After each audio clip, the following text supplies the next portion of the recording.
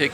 अभी तो अंगड़ाई है, आगे और लड़ाई है। अभी तो अंगड़ाई है, आगे और लड़ाई है। अभी तो अंगड़ाई है, आगे और लड़ाई है। हमारी मांगे पूरी हो, हमारी मांगे पूरी हो। प्रदेश में जहां आगामी विधानसभा चुनाव होने वाले हैं, उत्तर प्रदेश की योगी सरकार जहां हर दावे करती है कि लोगों की मांगे पूरी हो रही हैं, वहीं पर लंबित मांगों को भी लेकर के यहां पर आप हमारे समक्ष देख रहे हैं ऑल पैरावेट पशु मैत्री सेवा समिति के प्रदेश अध्यक्ष हमारे साथ में, जहां पर कई बार धरना प्रदर्शन करने के बाद भी आप लोगों की मांग नहीं पूरी हुई। आज किस वजह से आए हुए थे आप सभी लोग लखनऊ में? जी सर, जैसा कि मैं आपको बताना चाहता हूं कि मैं अमित पांडे नाम मेरा है, मैं प्रदेश अध्यक्ष हूं ये ऑल प्राइवेट पशु मित्र सेवा समिति संघ का। और सर विगत वर्षों से हम अपनी नियमित मांगों को लेकर, नियमित मानदेय की मांगों को लेकर के बार बार लखनऊ आते रहे हैं। हमको बार बार सिर्फ आश्वासन पे आश्वासन प्रशासन मिलता रहा है। अभी विगत हमने 17 मार्च को हमारा एक कार्यक्रम था लखनऊ में निदेशालय पे, तो वहाँ हम लोग भूख हड़ताल पे बैठे हुए थे। वहाँ पशुपालन निदेशालय के निदेशक सर आए और हम लोगों की बातों को सुना और हमारा ज्ञापन लिया। उन्होंने हमें आश्वासन दिया कि हम 1 महीने के अंदर में आपको जो है एक आपके साथ एक अच्छा जो है आपको एक अलग एक नियमित मानदेय का जो है प्रस्ताव हम सरकार को बना के भेजेंगे और सरकार आपकी बात मानेगी भी। तो आप जानवरों का इलाज करते हैं किस तरह से, यानी कि अभी तक के सरकार के द्वारा आपको क्या मानदेय मिल रहा था या क्या मानदेय की आपकी मांग? जी मैं जो है हम लोग पशुपालन विभाग में पशु मित्र मैत्री के पद पे कार्यरत हैं।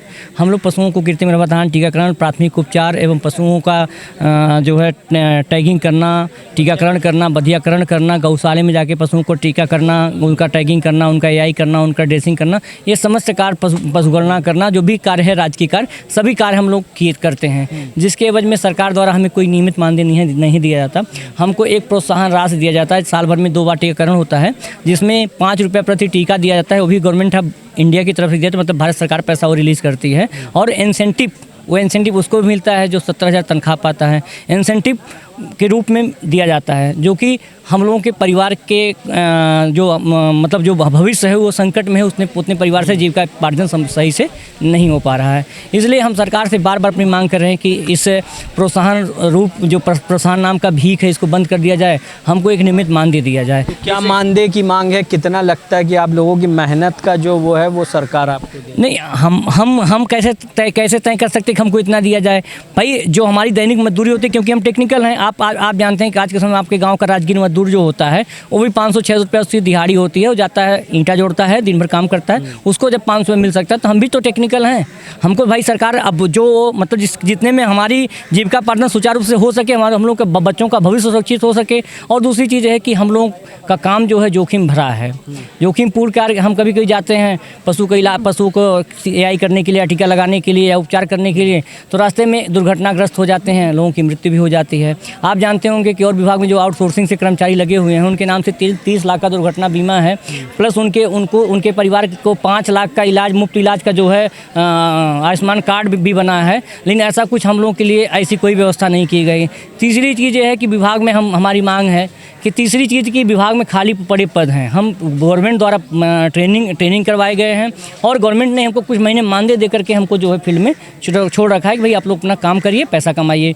लेकिन 2017 में सरकार बदली, सरकार ने कहा कि हम सारी चीज़ों को निःशुल्क करेंगे। सरकार सारी चीज़ें निःशुल्क कर दी, एआई निःशुल्क कर दी, टीका निःशुल्क कर दिया, सारी चीज़ निःशुल्क कर दी, लेकिन एक नियमित मानदेय की व्यवस्था नहीं की कि जिससे हमारे परिवार का जीविकापार्जन मतलब सुरक्षित सही ढंग से हो सके। तो ये बताइए कि कितनी सूत्री मांगे हैं आप लोग? हमारी 3 सूत्री मांग है। पहली मांग हमारी ये है कि समस्त पैरावेटों को और पशुमित्र को एक नियमित मानदेय दिया जाए। दूसरी मांग हमारी ये है कि हमको एक दुर्घटना बीमा दिया जाए, जिससे जो हमारा परिवारों का भविष्य सुरक्षित हो सके। तीसरी मांग हमारी ये है कि विभाग में खाली पड़े पद, जो विभाग में जैसे एलईओ के वो खाली पड़े पद हैं, एलईओ हैं और वो एलईओ के हैं और उसमें ड्रेसर के हैं, चतुर्थ श्रेणी के हैं, योग्यता अनुसार उसमें समायोजन किया जाए। तो ये बताइए कि किस तरह से आप जो हैं आज यानी कि प्रदर्शन कर रहे हैं? क्या प्रदेश भर के यहाँ लोग आए? जी, प्रदेश 75 जनपद से लोग आए हैं। किसी जनपद से 100 आए हैं, किसी जनपद से 30 आए हैं, किसी जनपद से 20 आए हैं।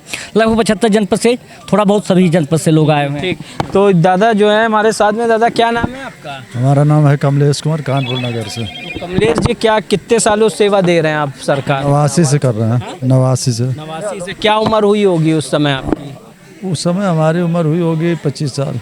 तो अब ये ओवर एज हो गए, इनको किस तरीके से यानी कि सरकार देखेगी? हमारे संरक्षक हैं। हाँ, हम लोगों की साथ में चल रहे हैं, कंधे से कंधा मिला के हमारे भविष्य के लिए। मैं बताना चाहता हूँ कि आपने जो क्राइसिस झेला है, जो समस्याएं झेली है, ये सोचते हैं कि आने वाली जो नस्लें हैं, हमारी जो आने वाली पीढ़ी है, युवा पीढ़ी, ये इनका शोषण इनका हमारा तो जो हुआ ठीक है, हो गया। अब ये सोचते हैं कि हम जो हमारा हुआ वो इनके साथ ना हो, इसलिए लगे हुए हैं। इनको इसका लाभ नहीं मिलने वाला है, लेकिन तब भी निस्वार्थ भाव से लगे हैं कि आने वाली जो नस्लें हमारी हैं, आने वाली पीढ़ियां हैं, जो हम क्राइसिस झेले हैं, उनका कम से कम उनको कुछ कहीं ना कहीं भविष्य उजागर हो जाए। चला रहे जी। हम भी वही कहेंगे जो हम 90 से हैं इसमें, और 90 से निस्वार्थ भाव से सेवा कर रहे हैं, और आज तक कोई मानदेय का प्राविधान सरकार ने नहीं बनाया। तो हम सरकार से गुजारिश करेंगे कि हम लोगों के मानदेय की और बीमा की व्यवस्था की जाए। तो इस संगठन में आप देख रहे हैं वरिष्ठ जनों के मार्गदर्शन पर भी इस लड़ाई को और धार देने की बात कही जा रही है कि जो स्थिति इन्होंने अपनी जवानी में झेली थी वो ये नौजवान न झेलें, ताकि इनके साथ में वो सलूक ना हो सके। और वहीं सरकार से खुलेआम अपने अधिकारों को मांगने के लिए धरना प्रदर्शन कर रहे हैं यहाँ पर पशु चिकित्सक। और वहीं पर यहाँ पर उत्तर प्रदेश की राजधानी में जहाँ पर ये बादशाह नगर गए थे जिम्मेदार अधिकारियों से बताने के लिए कि उनकी मांगों पर विचार विमर्श किया जाए। 3 सूत्री मांगे हैं और उनके ऊपर भी जिम्मेदार कितने सालों से विचार विमर्श नहीं कर पा रहे हैं। जी सर, 2017 से हम अपनी मांगों को रखते आ रहे हैं, यानी कि 8 साल हो गए हैं। 8 वर्षों से ये लगातार उस संघर्ष की लड़ाई लड़ रहे हैं। देखने वाली बात यह है कि उत्तर प्रदेश की योगी सरकार किस तरह से इनकी मांगों पर चिंतन मंथन करती है, या इसी तरह से 2027 के चुनाव को भी लेकर के इनसे वादे होंगे और वो भी पूरे होते हैं कि नहीं, हम आपको दिखाते रहेंगे। आप देखते रहिए हंगामा टाइम्स न्यूज़। सहयोगी प्रदीप के साथ मैं अमित कश्यप, लखनऊ के इको गार्डन से।